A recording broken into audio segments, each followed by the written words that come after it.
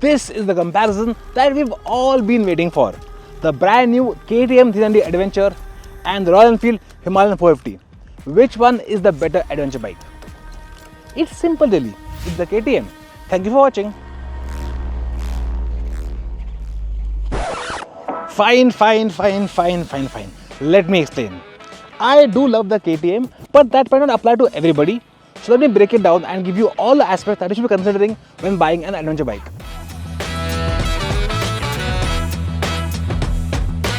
The Himalayan weighs 196 kilos, while the KTM weighs just 182.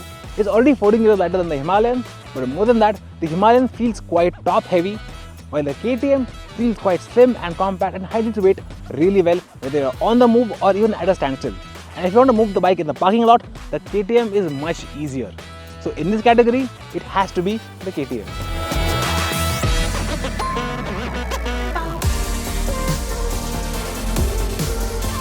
The 390 Adventure does not get a center stand, but you can buy one as an accessory.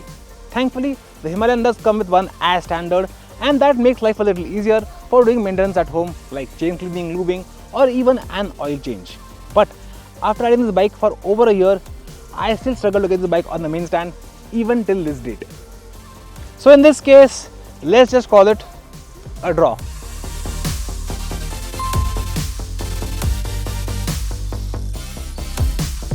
The Himalayan seat height actually is fairly low and is quite narrow, which means even at both seat heights, 825 and 845, I can flat foot the bike very easily. But it still feels rather top heavy, which means if the weight shifts drastically, it's a pain to manage. The KTM 2 has a fairly low seat height of 830 mm, but the bike is so narrow that people of most heights can get their feet on the ground very easily. Plus the weight feels quite evenly distributed, which means even if you tip the bike over, it's quite easy to manage. The winner here is obviously the KTM.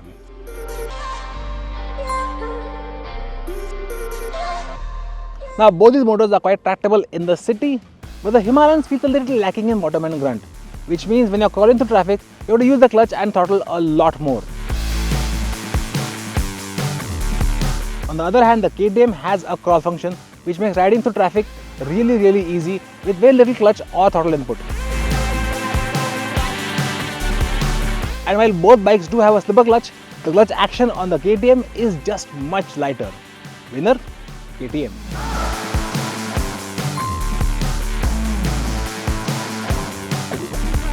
Now both these engines are large single cylinders with liquid cooling and both throw a little heat towards your legs when you're stopped in traffic. But the KTM feels a little warmer, but not by much. The winner here has to be the Himalayan. The KTM gets 3 riding modes: off-road, street and rain, with off-road being the most aggressive, while street and rain dial back the throttle response a little bit, which makes riding in the city a lot easier. And changing modes is super simple as well. Just let the mode roll off for half a second and it will change modes instantly. The Himalayan has 2 riding modes, performance and eco, with eco having a lower throttle response. But changing modes on the Himalayan while riding can sometimes be a real pain because it will just deny your mode change and will turn the key off and on back again. The winner here, KTM.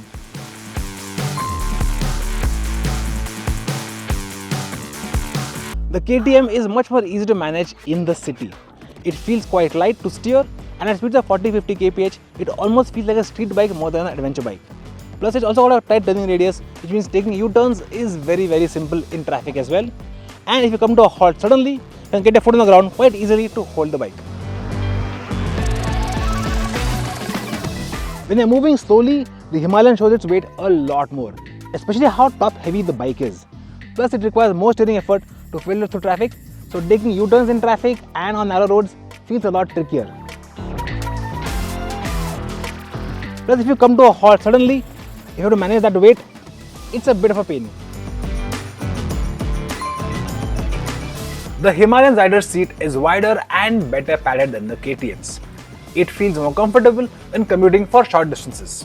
Pillions will be very comfortable too, as there's plenty of space on the rear seat. And the grab handles are quite useful as well. The KTM rider seat is a bit firm, which some might find too hard for short rides. And the pillion section of the seat is a bit small and narrow. It's certainly not meant for pillions of all sizes.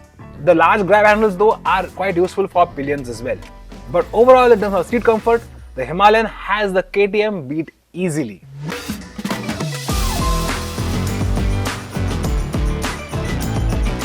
Both bikes don't have plus suspension, but they handle bad roads really well. You can feel the bumps on both bikes, but the Himalayan just handles them more gracefully.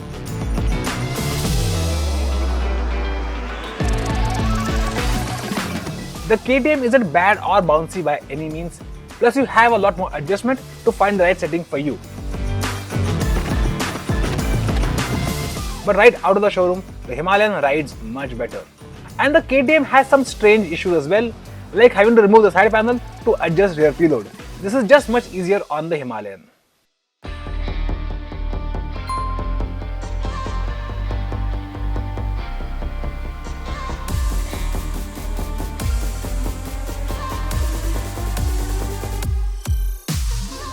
The biggest difference between these two bikes when riding off the road is their weight. But more than the weight number, it's the felt weight that matters the most. The Himalayan feels quite top heavy, and that becomes quite apparent when you're riding off the road. It really requires an expert hand to tackle tricky trails. And if it tips over, good luck holding the bike in place. The KTM feels a lot lighter than its weight number would suggest.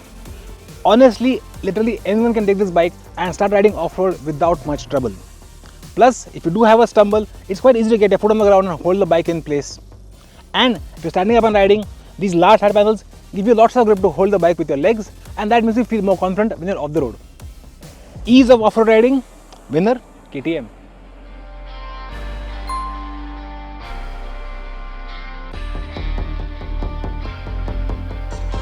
Once you get them going, both these bikes feel quite quick in the dirt.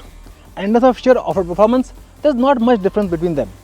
But at slow speeds, the Himalayan does feel a handful to manage. You have to really work the throttle and the clutch to keep yourself going. The KTM's crowd control works well in the city and works great off-road as well, requiring very little input on the clutch and throttle to keep going on some trails.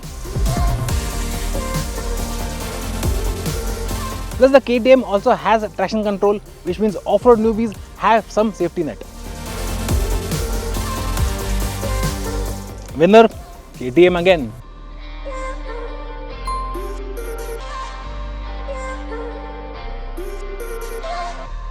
Now both these bikes can set highway speeds of 80 to 100 kph all day long without breaking a sweat. And at 100 kph in 6th gear, the KTM is doing around 6000 rpm while the Himalayan is doing 5000. Now even though the Himalayan is revving lower, this engine feels busier. The KTM just feels calmer at higher revs as well. And in terms of sheer performance, the KTM is just quicker. And when it comes to overtaking on the highway, when you open the gas at speed, the Himalayan does seem to have a slight advantage, but once the revs build on the KTM, it just passes traffic in a blink. No matter what gear, what speed, the KTM is quicker than the Himalayan. Not by much, but it is quicker. So winner, KTM.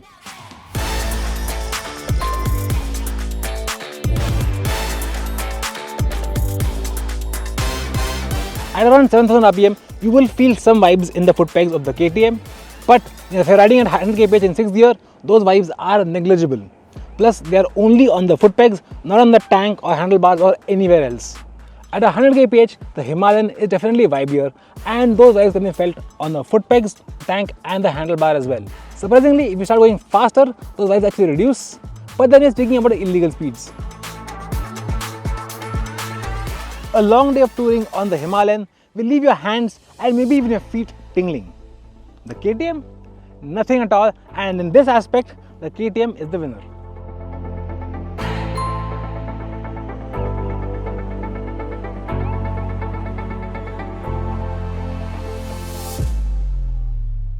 The KTM seat is firmer, which means you don't sink into it over a long journey, especially if you're heavy like me, and that's something I appreciate.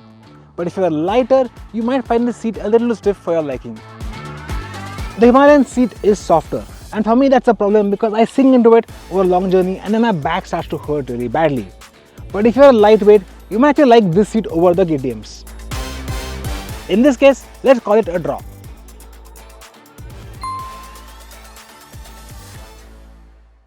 Now both bikes have really solid windscreens. The Himalayan's windscreen directs wind around the rider quite well. Up to speeds of 100 kph, there was only a minor amount of buffeting even on my touring helmet. But start going faster and I could feel the wind tugging at my helmet quite a lot. The KTM has a taller windshield and at least for my height, I couldn't feel any wind blast on my helmet at speeds of even 130 km/h. But if you're taller, you might feel some buffeting at these higher speeds. Honestly, both windscreens do their job quite well and we'll call it a draw in this aspect.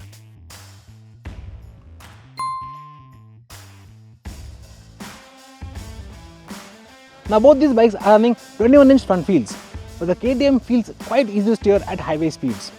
And on the winding hard roads, it almost feels like a street bike. The Himalayan is a good handled as well and feels quite stable around corners, but it does require much more effort to steer. So in terms of highway handling, the KTM is the clear winner.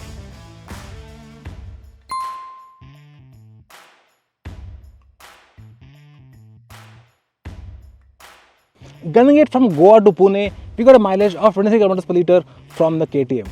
Now I know that's low, but if you ride sensibly, you should get around 26.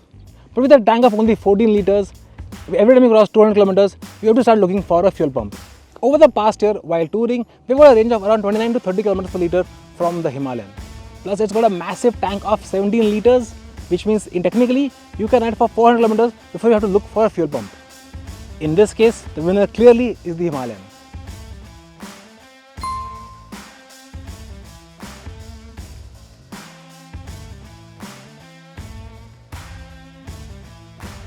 For touring, the KTM gets cruise control.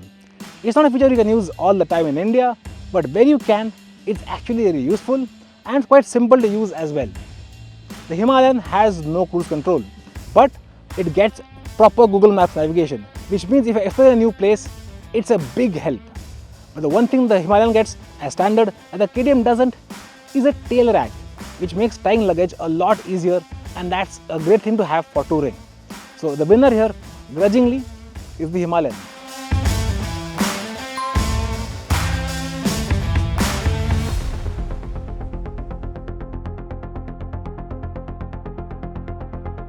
Unlike the Himalayan, the KTM uses a lot of plastic panels, even though the KTM's tank itself is metal. Now technically these panels are not painted, but the whole panel is the actual color. So technically they shouldn't show scratches easily. But after a few days of riding, we did notice a lot of black marks from my boots and off-road pants on the center panel. The only plastic bits on the Himalayan's bodywork is the front fender and the two small side panels. In over a year with the Himalayan, the paint quality has remained unchanged. No scratches, no discoloration or anything. For now, until the KTM's panels can prove themselves, we'll say the Himalayan's paint finish is better.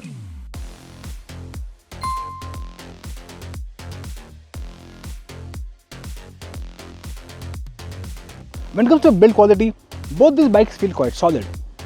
Now I know in the Himalayan's case, there have been some reports of the chassis breaking for whatever reason. But on our Himalayan, which we've had for over a year, it's been used by everyone, it's been dropped multiple times, and all that's gone wrong is a loose cone set, a loose number plate, and a broken clutch sensor. For us, the Himalayan has been quite reliable. That said, it might not be true for everyone.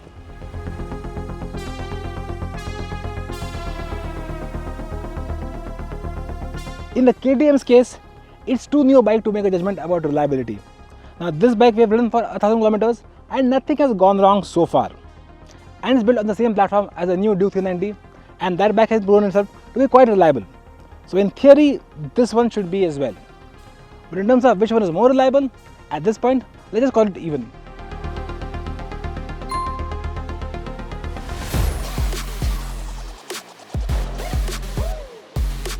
The Himalayan switchgear is really strange to use, especially the headlight pass switch. This is something we haven't been able to get used to even after a year of riding this bike. And the joystick to control the menus feels extremely vague, and even navigating the menus is quite confusing. The KTM switchgear feels solid, is backlit and very easy to operate. And the menus feel a lot more intuitive to use as well. Without a doubt, the KTM wins in this regard.